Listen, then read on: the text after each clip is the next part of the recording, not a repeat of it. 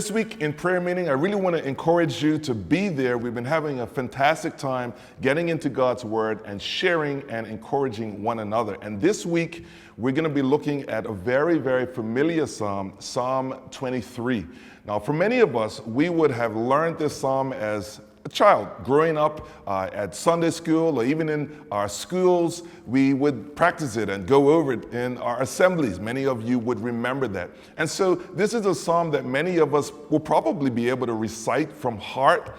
And sometimes as we grow in our Christian experience, one of the challenges that we have to be honest with is sometimes there's a lot of things that are in our minds based on our memory and things we've been used to doing, but we haven't let them seep into our hearts.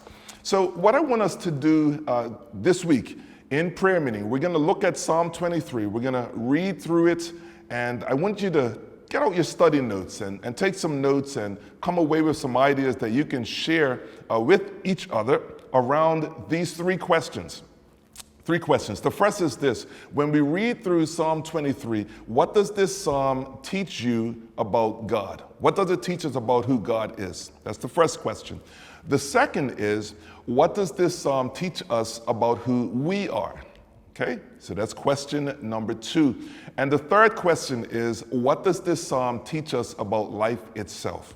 So those are the three things that I want us to, consider and to share and encourage each other with. So again, take out your study notes. We've been learning how to study the Bible more intently. And so I want us to really use those tools and really rip it apart a little bit and just come ready to share maybe some of the experiences that you've had in life and how this psalm has helped you through them as well. And so I'm going to read through the psalm. I'm going to read it through slowly, reading from the ESV version. So depending on the version that you are using, it may have some different words in there, but you'd be able to follow. And then again, following this, just take some time to write some notes and wrestle through those three questions, and then we'll come back this week on Tuesday to share. So here we go, Psalm 23, verse 1 to 6.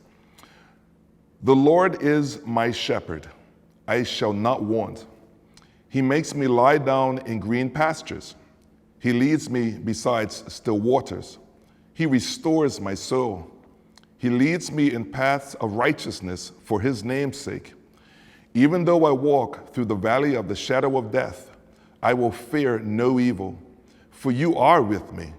Your rod and your staff, they comfort me. You prepare a table before me in the presence of my enemies. You anoint my head with oil. My cup overflows. Surely goodness and mercy shall follow me all the days of my life, and I shall dwell in the house of the Lord forever. So again, many of you, I'm assuming, were just saying that by memory as I read through it, and that's a good thing. But let's ensure that we're moving it from our memory or our minds to our hearts so that it's really being applied to our lives. And so again, that's what we're going to be considering this week in prayer meeting, around three questions. The first is, what does this psalm teach us about who God is, what God is like? The second question, what does this psalm teach us about who we are and what we are like? And the third question is, what does this psalm teach us about life itself?